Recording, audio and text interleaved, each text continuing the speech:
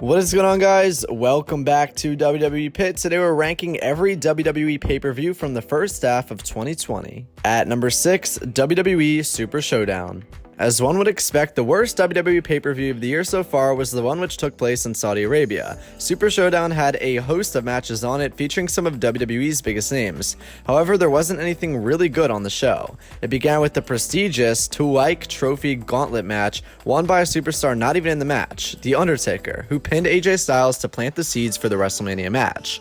Brock Lesnar retained his WWE Championship, squashing Ricochet in the process. The former NXT star has not recovered since. The main reason why Super Showdown is at the bottom of this list is the main event, which saw Goldberg defeat The Fiend Bray Wyatt with unsettling ease to win the Universal Championship. It was a poor match, with Goldberg not even able to hit a proper jackhammer on Wyatt. That was a poor booking decision, with The Fiend looking weak in front of a part-timer, whose powers were severely diminished. It ended the show on a very sour note, with it not being all that great anyway. Super Showdown was comfortably WWE's worst pay-per-view of the year so far, as it was in 2019.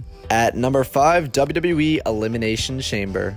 We continue with another diversion on the bumpy road to WrestleMania Elimination Chamber. This was the last WWE pay-per-view to take place in front of fans, setting up quite a few things for the show of shows nicely. The two chamber matches were decent, with the SmackDown tag titles and a WrestleMania match for the Raw Women's title on the line. The Miz and John Morrison withstood some fierce competition to retain their titles, while Shayna Baszler plowed through the field to win the main event chamber match, last eliminating Asuka. But the best match of the night came at the start as Daniel Bryan engaged in a hard-hitting battle with Drew Gulak. It was a tremendous showcase for both men, particularly for the latter. We also saw Sami Zayn win the Intercontinental Championship from Braun Strowman. Remember that? Despite some noteworthy happenings, this is a pretty average show. There was zero mention of a WWE or Universal Championship at Elimination Chamber, proving the severe lack in star power and significance of the show. At number 4, WWE Money in the Bank.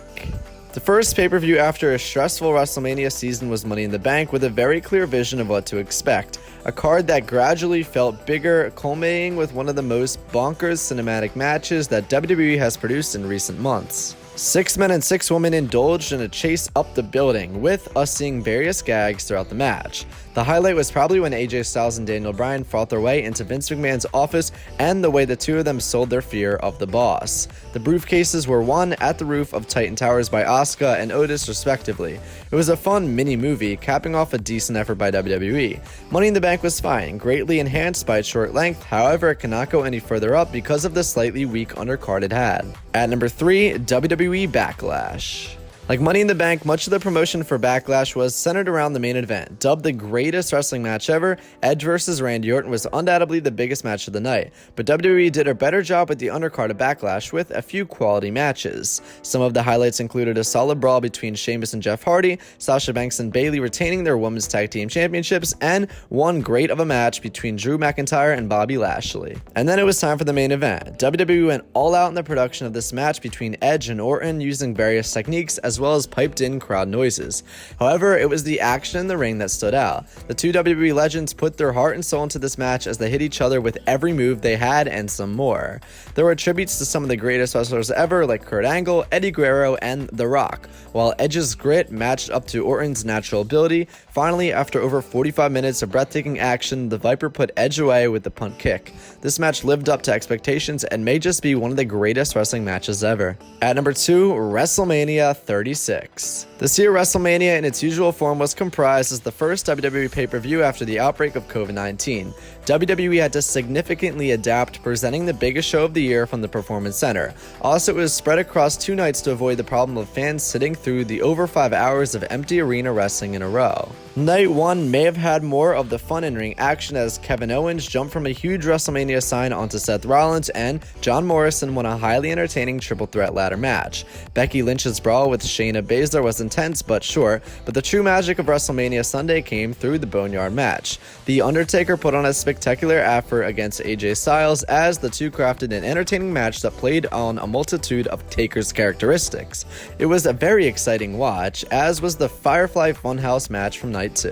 The overall main event of WrestleMania 36 saw Drew McIntyre defeat Brock Lesnar to win the WWE Championship, capping off a successful weekend of WrestleMania magic. The circumstances may have been vastly challenging, but WWE came up with 2 highly entertaining nights of action and storytelling.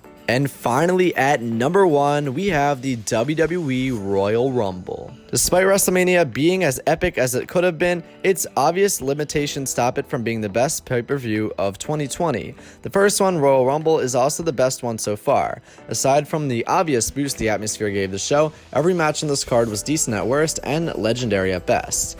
A wild Falls Count Anywhere match between Roman Reigns and King Corbin kicked off the night at Minute Maid Park, ending with a spear on top of the dugout. We went through straight into the Women's Royal Rumble match, a typically entertaining affair. But obviously the match of the night was the show-closing Men's Royal Rumble match, where WWE Champion Brock Lesnar began proceedings and dominated up to half of the field. He eliminated 13 men and had some very entertaining interactions along the way with Kofi Kingston, Shelton Benjamin, and Keith Lee, among others. The tide turned when Drew McIntyre entered at number 16 and immediately eliminated Lesnar, eventually going on a tear that would see him win the entire match. McIntyre had a stellar showing as the returning Edge, who shocked the world by wrestling his first WWE match in close to 9 years. A combination of fun moments, unique interactions, monumental eliminations, and emotional highs make this, the 2020 Men's Royal Rumble, possibly the best WWE match of the entire year. And that is the main reason why this year's Royal Rumble remains the best show of 2020 so far. Alright guys, thank you so much for watching this video. This was so fun to make. I hope you guys enjoyed. Comment down below your favorite pay-per-view of the year. Mine's definitely Royal Rumble. And I'll see you guys next time. Stay safe and have a fun day tomorrow.